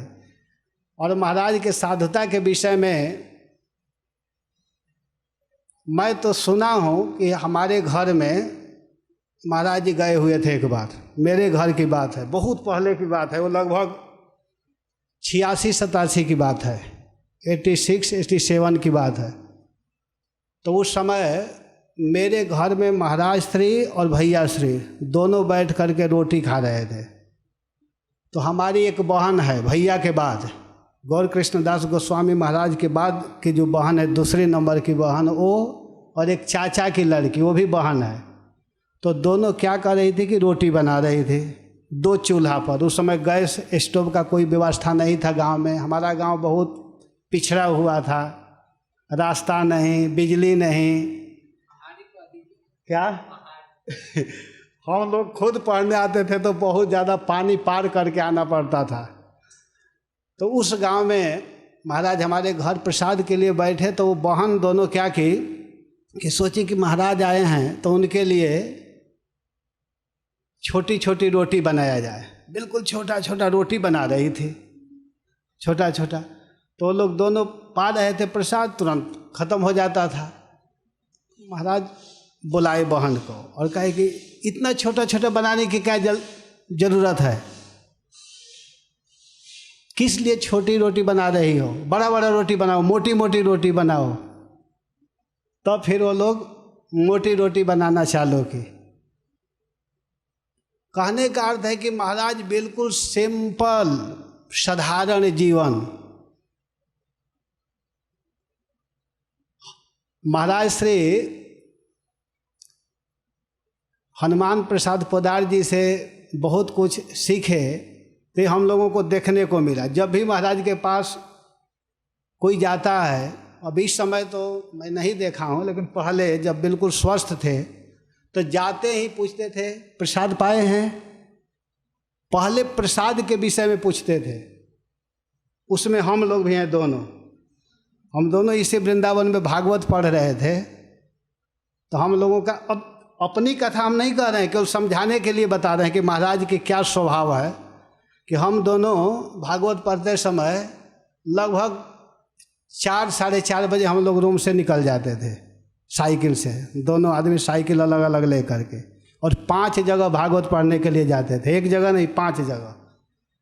तो सुबह में निकलते थे, पहले धर्म संघ में आते थे।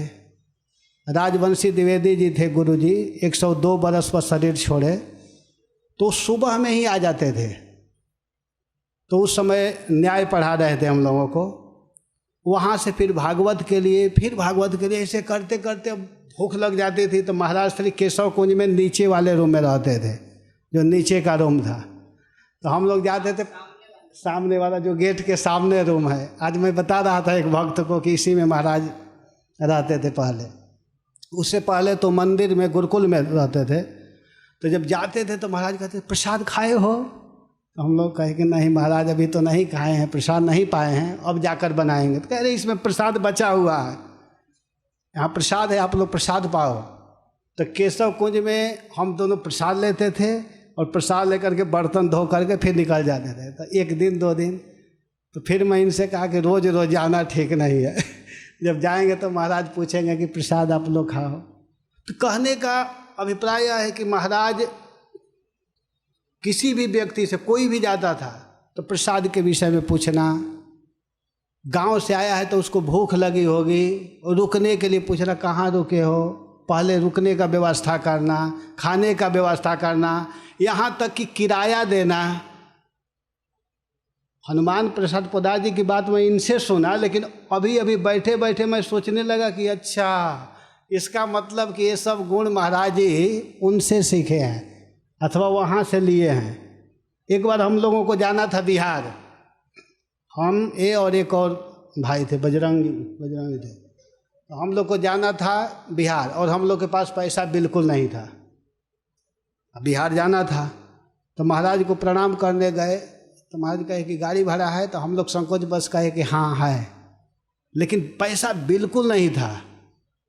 तो एक अपना गुरु भाई जो अभी अमेरिका में रह रहे हैं, जिसका नाम है अनादि गोविंद दास, तो महाराज बुलाए उसको, वो उस समय वहीं सेवा में थे। तो बुलाए और बुलाकर कहे कि इन लोगों को कुछ पैसा देना चाहिए, ये लोग जा रहे हैं बिहार, इन लोगों के पास पैसा नहीं होगा, केवल संकोच बस बोल रहे हैं। अब देखिए, जैसे भगवान किसी के हृदय के बात को जानते हैं, वैसे महाराज एकदम हम लोगों के हृदय के बात को जान गए। गुरु कैसे भगवान होते हैं, अथवा भगवान जैसे गुरु होते हैं, तो महाराज श्री उनसे बोले, और वो आकर के हम लोग को 1000 रुपया दिए।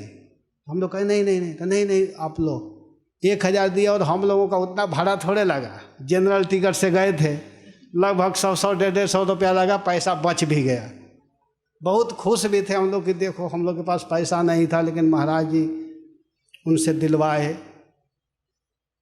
तो महाराज से हम लोगों को ये सब शिक्षा लेनी चाहिए। भागवत के विषय में अगर कोई व्यक्ति आता है तो किस प्रकार उसके विषय में उसके लिए सोचना, कहना।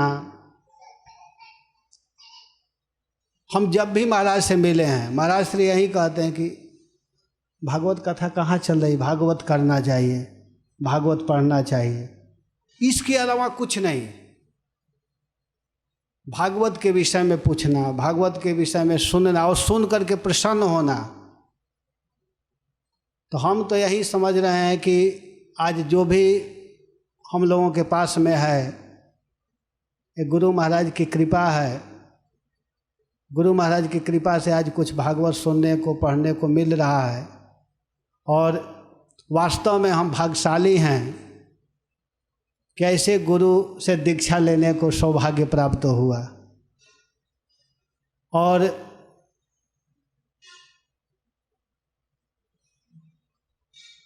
मैं क्या क्या बताऊं, बहुत कुछ याद आ रहा है। प्रभु जी बोल रहे हैं कि आप सब कुछ बताइए, लेकिन मैं सोच रहा हूं कि सब दूसरे से मैं सुनूं।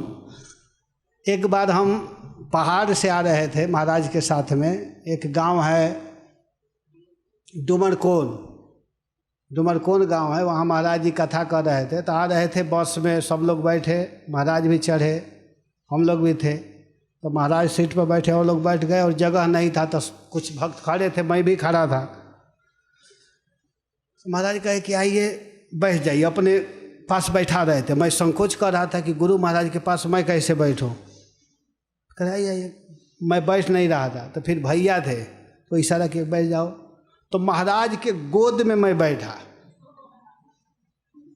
महाराज के गोद में मैं बैठा। जब हमारे गांव में महाराज जी आते थे कथा करने के लिए, तो भैया पहले से ही बर्फी बना करके रखते थे, अपने हाथों से उसको काट करके रखते थे। तो महाराज को जाते ही बर्फी रख देते थे, और हम लोग छोटे छोटे थे, बिल्कुल छोटे छोटे। तो महाराज के पास भाग भाग कर जाते थे कि महाराज खाने को देंगे, मालूम था कि महाराज देंगे। तो हम लोग जाते थे तो महाराज तुरंत पहले बर्फी उठाते थे और देते थे। उस बर्फी को खाते थे, फिर दोबारा बुलाते थे, आओ आओ, फिर दोबारा जा कर के लेते थे। ये सब देखने से यही लगता है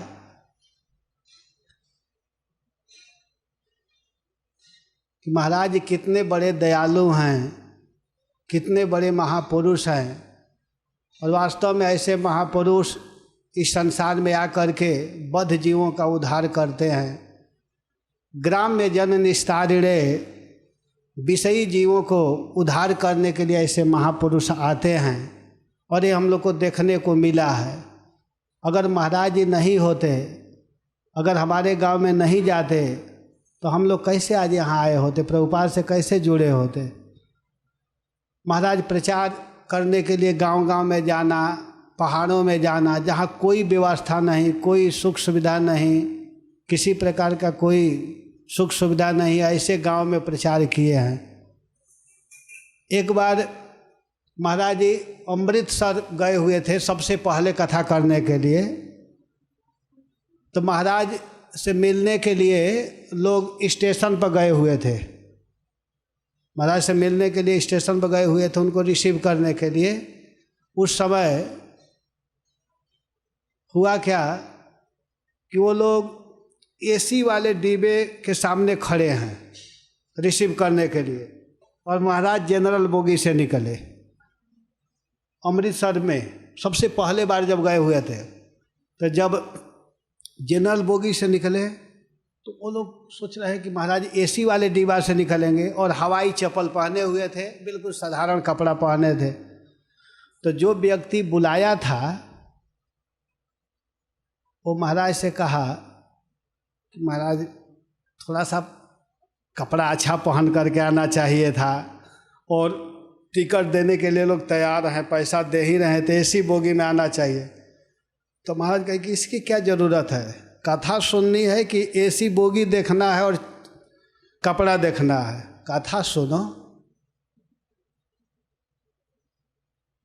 तो ये है महाराज की विशेषता।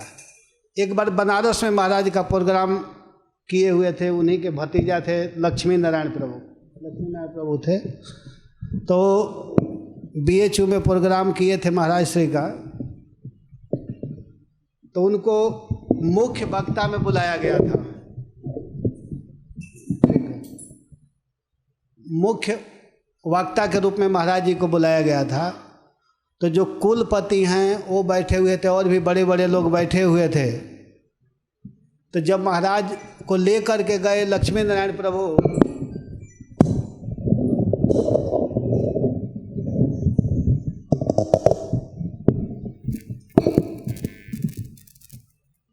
तो साइकिल पर बैठा करके ले गए। महाराज साइकिल पर बैठे हुए थे, वो चलाते हुए ले जा रहे हैं। जब उस सभा में गए तो बहुत बड़े बड़े लोग बैठे हुए थे। जब कुलपति देखा महाराज जी को तो देखते ही अपना सिर नीचे कर लिया, क्योंकि महाराज का उम्र कम था उस समय, लगभग 27-28 साल उम्र था, 35 साल महाराज का उम्र था।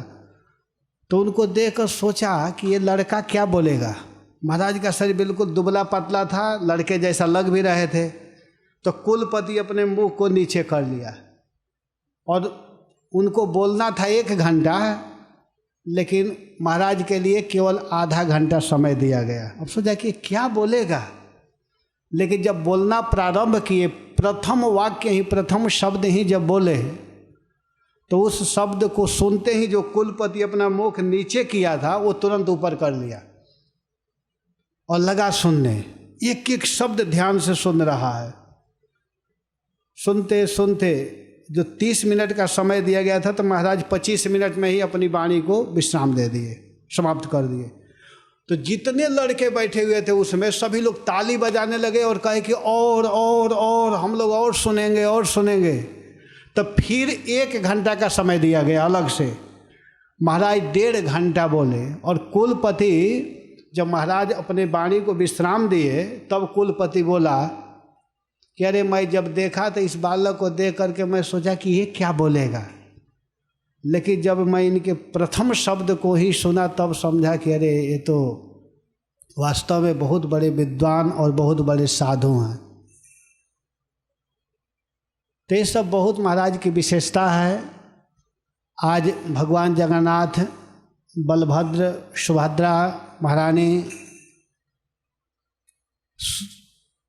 आज हम लोगों के बीच में रथ यात्रा के रूप में प्रत्येक वर्ष मनाते हैं। इसी तिथि के दिन महाराज का भी आविर्भाव हुआ। तो ऐसे महापुरुष के चरणों में हम प्रणाम करते हैं। मैं भगवान से प्रार्थना यही करता हूँ और गुरु महाराज से बार बार प्रार्थना करता हूँ कि गुरु महाराज मुझे अपने चरणों में प्रेम प्रदान कराएं और मुझे आशीर्वाद दें कि मेरा मन भागवत में लगा रहे और भगवान के विषय में मैं कुछ इसी तरह का प्रचार करता रहूं। इसी के साथ में आप सभी वैष्णवों के चरणों में प्रणाम करते हुए अपने वाणी को विश्राम देता हूं। हरे Krishna. I consider myself very fortunate to have interacted with His Holiness Srila Radha Govinda Maharaj. In the year 2003, I met Radha Govinda Maharaj in New Jersey, in the United States of America. By then, we were traveling the East Coast of America, and we spent a number of days in the New Jersey temple. And at that time, His Holiness Radha Govinda Swami Maharaj came there. And he gave a very wonderful lecture. Even though he spoke in Hindi, he did not speak in English. He spoke in Hindi, but I could feel the ecstasy of the lecture. It was more of a heart-to-heart connection. And that was my first experience with Maharaj. I've heard about him before, but I never met him face to face, and I never sat in his class until we met in New Jersey. So,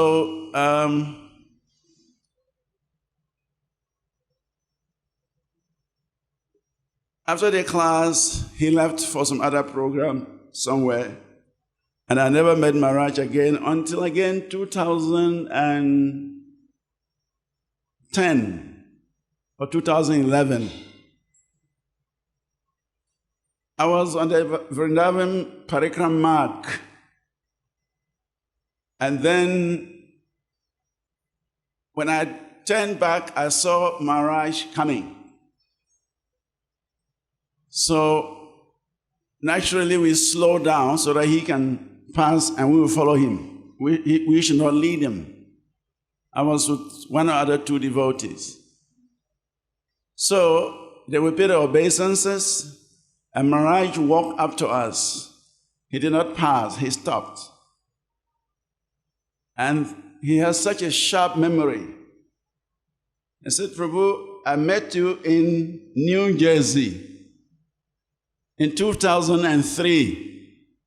I was amazed how he remembered the year we met, the place we met. And then he started telling me about Bhakti Tirtha Maharaj. In fact, first he asked me, now who is your Guru Maharaj? I said, Bhakti Tirtha Maharaj. And then he said, wonderful. He's a special Vaishnav. And then he started telling me some pastimes between him and Bhakti Tirtha Maharaj in London. And so we followed him. We walked for some time.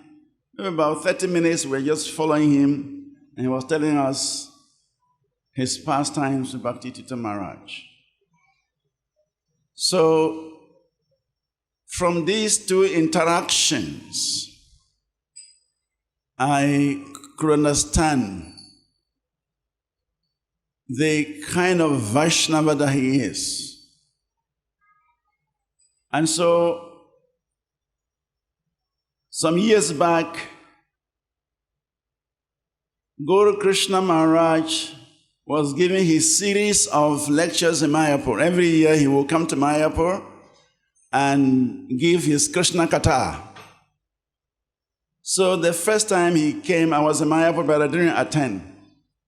But later on, I asked devotees, who is speaking? After he had already finished and gone. And they said, it's one of the disciples, Radha Govinda Maharaj. I said, wow, then I should have attended that class. So the following year, when Guru Krishna Maharaj came, he was speaking in Hindi, and there was some English translation. So I attended all his lectures. And from his discussion, from his deliberation, you can feel the Srimad Bhagavatam. He was reliving the Srimad Bhagavatam. And so, it is obvious that what he has been fed by his Guru is what he was giving to the devotees in Mayapur. So, I have heard how Maharaj gives special interest to Srimad Bhagavatam. He reads Bhagavatam all day. He speaks Bhagavatam all the time. His favorite book in the church is the Srimad Bhagavatam. And so we can see that in his disciples also. Guru Krishna Maharaj will give such wonderful classes. And of course, here we are in ISKCON Mahavidyalaya, place where Srimad Bhagavatam is being spoken every day, and that is by one of his exalted disciples, Brajsundar Prabhu, that because he has received such knowledge, because he has been fed by Srila Radha Govinda Maharaj, he felt the need to establish such an institute so that the whole world can relish Srimad Bhagavatam. So the little I can say about Radha Govinda Maharaj is that he is an example of a very advanced Vaishnava. It's an example of an empowered Vaishnava who has developed that taste for Srimad Bhagavatam. And actually, he is in this world just to give us a taste of Srimad Bhagavatam. I was reading one pastime about his meeting Srila Prabhupada in Gorakhpur. I think the first speakers mentioned that. That first, Maharaj read in the newspaper how A.C. Bhaktivedanta Swami had arrived with between 35 and 40 disciples from America, and he was touring the whole India and presenting Krishna consciousness. At that time, Radha Govinda Maharaj was in Benares when Prabhupada arrived in Benares. So he decided to go and listen, and he was very impressed with Srila Prabhupada's message. So he asked the disciples, "Where are you going from here?" And they said they were going to Gorakhpur. So he decided to go to Gorakhpur so that he can meet Srila Prabhupada face to face. So when he arrived at the ashram where Srila Prabhupada was staying, there was no devotee with Prabhupada. Srila Prabhupada was alone in the ashram.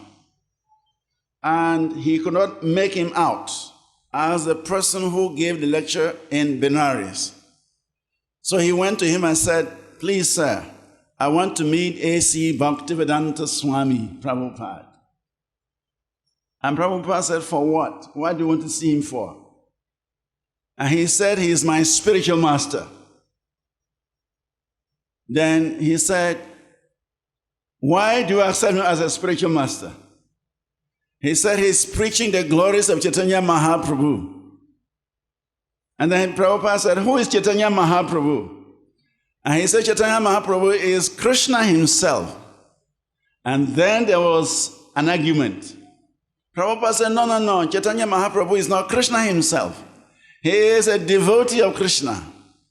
And Radha Govinda Maharaj said, No, he is Krishna himself. So that argument went on and on and on until the point Radha Govinda started shouting. Radha Govinda Maharaj started shouting, "Chaitanya Mahaprabhu is Krishna himself. He only acts as a devotee to deliver the message." And just then, some devotees came in and started paying obeisance to Srila Prabhupada. And then he realized that this might be the person that he is looking for. So he also paid his obeisances. And Prabhupada now took him into his room. And then Prabhupada was smiling and said, "I love the way you defended Chaitanya Mahaprabhu. I love your strength, your conviction about Chaitanya Mahaprabhu."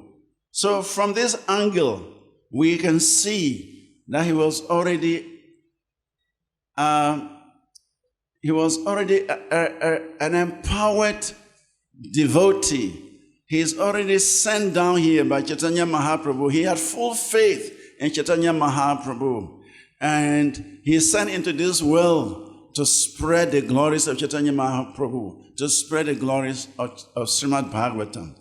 And so we are very fortunate to be here today on this most auspicious day to participate in the Vyas Puja celebration of His Holiness Srila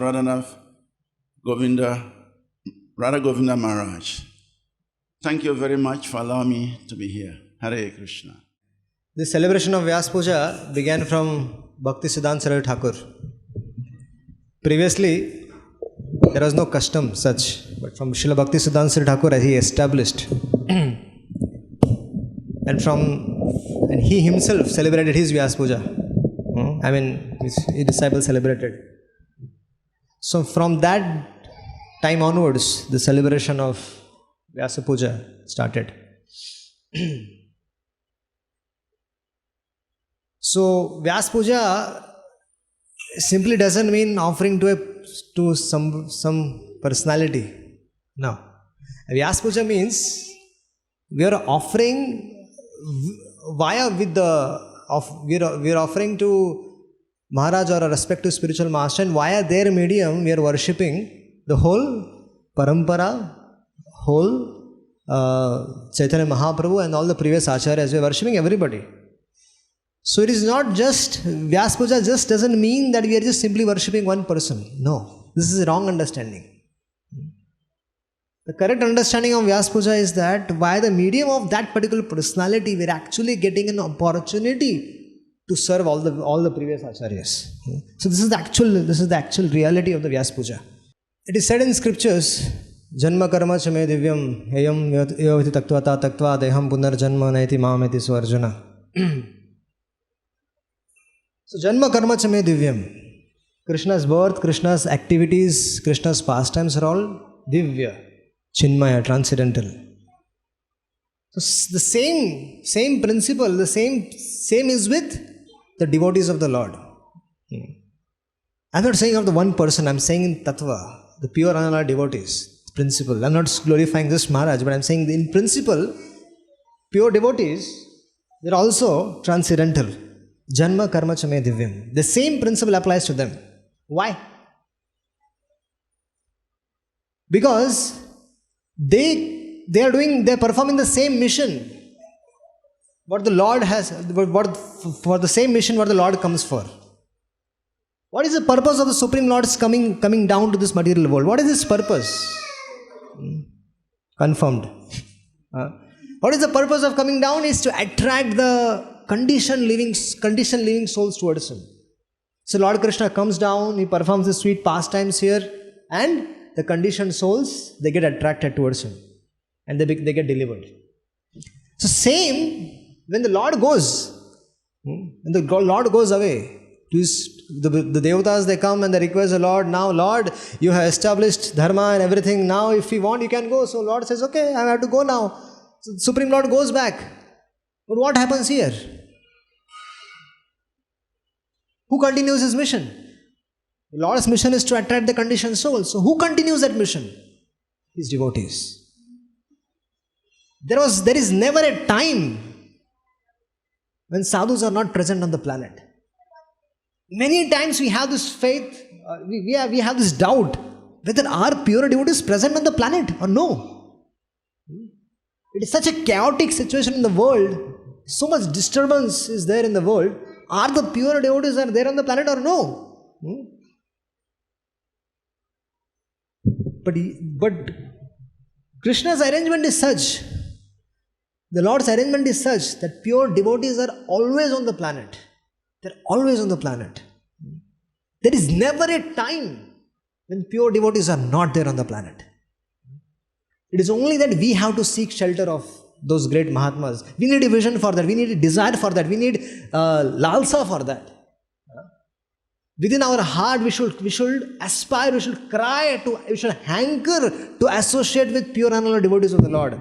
If this hankering is there, then Supreme Lord resides in our heart, right? And He takes the note of each and every activity. What happens? When we desire, when we carve for getting association of pure and devotees, He takes a note of it. And then what happens? He arranges a sadhu to come in our life. Or we go to that sadhu. Either of this one thing happens. But this is Krishna's arrangement. If he sincerely desire for sadhu sangha, then just like Dhruva Maharaj got association of Narad Muni, Vidura got association of Maitreya, similarly, we also, if we carve for sincere association, then we get sadhu sangha. And what does this sadhu do? The sadhus are on the same mission like the Supreme Lord. What is their mission? Is to attract the conditioned souls towards Krishna. So how do they do that? By speaking Srimad Bhagavatam, by speaking Krishna Katha. They broadcast the glories of the Lord. They speak about Lord's glories, Lord's pastimes, Lord's activities, Lord's teachings. They broadcast the glories. And by hearing them, the conditioned living entities, they become devotees of the Lord. Just by hearing, the Lord's glories are so powerful that when it comes out from the lips of a pure devotees, it can have the same effect what one can get in coming in direct contact with Krishna. So, we are very thankful to all the great Vaishnavas that they are here in the material world, and they are taking so much, our spiritual masters, they are doing selfless service on behalf of Krishna, and they are helping us to come closer to Krishna. So, we wish in today's Vyasa Puja occasion, I wish to offer pranams to all those great Vaishnava Acharyas who are present on the planet. We should offer our respectful pranams to all of them. नमो विष्णुपादाय कृष्णप्रेष्ठाय भूतले श्रीमते राधा गोविंद गोस्वामी इति नामिने नमस्ते प्रभुपाद्य देवे गौरवाणी प्रचारिणे निर्विशेष शून्यवादी नाम्यजन्य निस्तारिणे ऐसा पुष्पांजलि।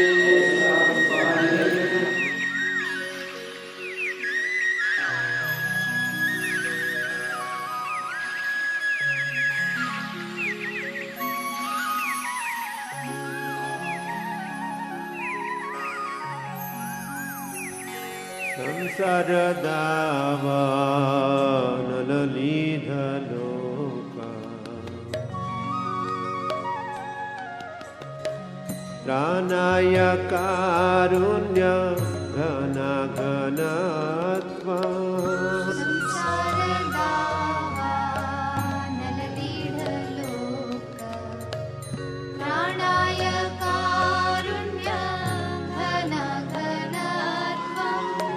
प्राप्त सकल्यान गुणार्णवश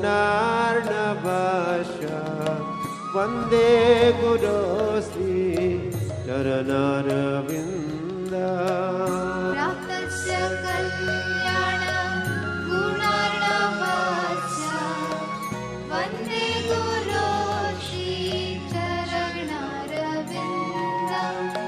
महाप्रभो कीर्तन नृत्य गीता वादित्रमाद्या मनसो रसेना महाप्रभो कीर्तन नृत्य गीता वादित्रमाद्या मनसो रसेना रोमाञ्चकम्पाश्रुतरङ्गभाजो वन्दे गुरो श्री चरणारविन्द रोमाञ्चकम्पाश्रुतरङ्गभाजो वन्दे गुरो श्री चरणारविन्दम्।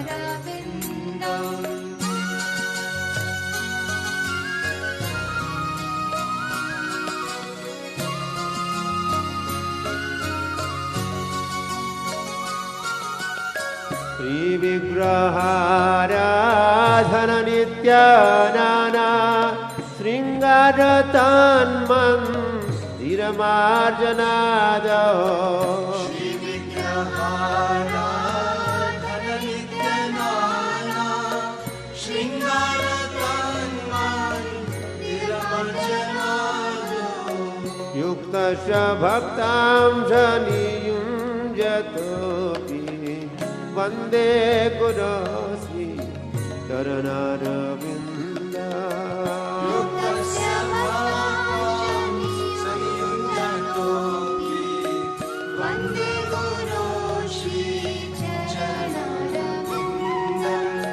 चतुर्विधा श्री भगवत्प्रसाद स्वात्मन्न तृप्तान् हरिभक्त संघा चतुर्विधा श्री भगवत्प्रसाद स्वादन्नतृप्तं हरिभक्त संघा हृद्वैव तृप्तिं भजता सदैव वन्दे गुरो श्री चरणारविन्दा हृद्वैव तृप्तिं भजतं सदैव वन्दे गुरो